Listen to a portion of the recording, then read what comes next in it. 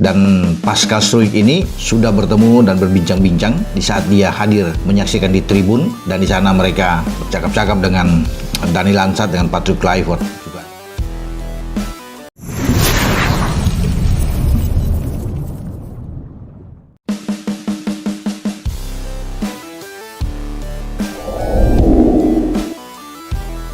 PSSI terus tambah naturalisasi. Pascal Struijk siap gabung timnas Indonesia. Cina auto panik jelang lawan timnas di lanjutan round 3 Juni nanti.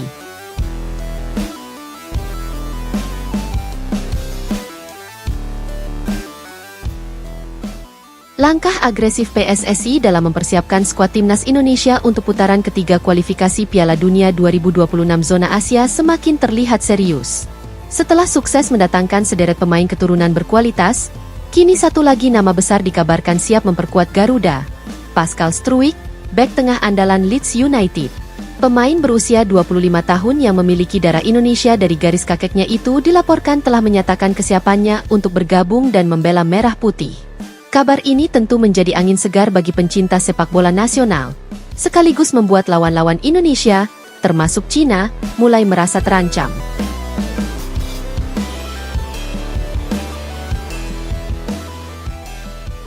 Proses naturalisasi Pascal Struijk dalam jalur cepat. Menurut informasi yang beredar, proses administrasi dan komunikasi dengan pihak Pascal Struijk telah memasuki tahap lanjutan. Ketua Umum PSSI, Erick Thohir, dikabarkan telah memberi lampu hijau untuk memulai prosedur naturalisasi sang pemain dalam waktu dekat. Pascal termasuk pemain yang sudah cukup lama kami pantau. Saat ini, komunikasi intens sedang dilakukan dengan agennya, dan respons yang kami terima sangat positif.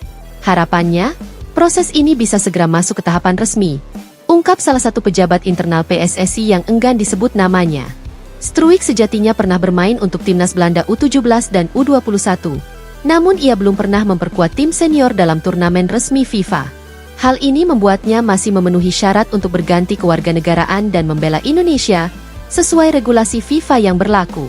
Dengan kualitas bertahan yang mumpuni, kemampuan duel udara yang kuat, serta pengalaman bermain di sepak bola Inggris, Struijk dinilai dapat memberikan stabilitas ekstra di jantung pertahanan Indonesia yang selama ini masih jadi titik lemah. Timnas di era Patrick Kluivert makin menakutkan. Pelatih baru Timnas Indonesia, Patrick Kluivert, kabarnya menyambut baik rencana masuknya Struijk ke dalam tim. Sebagai mantan striker kelas dunia dan pelatih berpengalaman di Eropa, Kluivert dikenal punya pandangan modern dalam membangun tim. Kita butuh pemain dengan karakter kuat, pengalaman internasional, dan mental kompetisi tinggi. Pemain-pemain seperti Pascal bisa menjadi elemen kunci dalam skema Kluivert yang ingin membawa Indonesia bersaing di level atas Asia, ujar pengamat sepak bola nasional, Tommy Welly.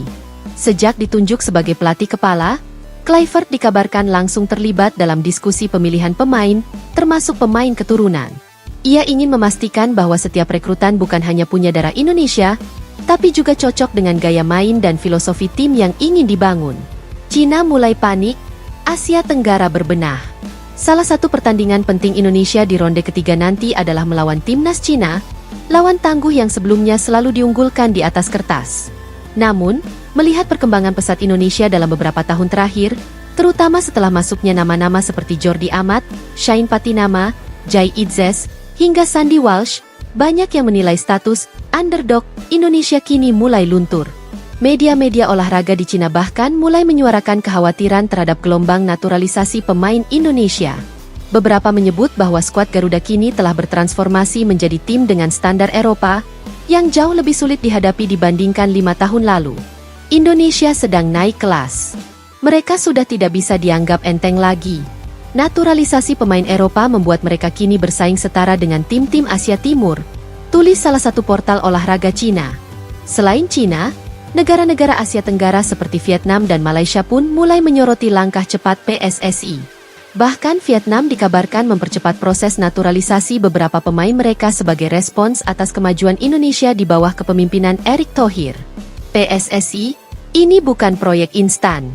Menanggapi kritik yang sempat muncul soal masifnya naturalisasi, Ketua Umum PSSI, Erick Thohir, menegaskan bahwa langkah ini bukan sekadar proyek instan, melainkan bagian dari strategi jangka panjang membangun tim nasional yang kompetitif secara global.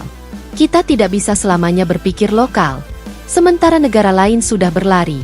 Kami rekrut pemain yang punya darah Indonesia, bukan sembarangan. Ini bukan hanya soal menang hari ini, tapi juga menyiapkan tim masa depan, ujar Erik dalam sebuah wawancara beberapa waktu lalu.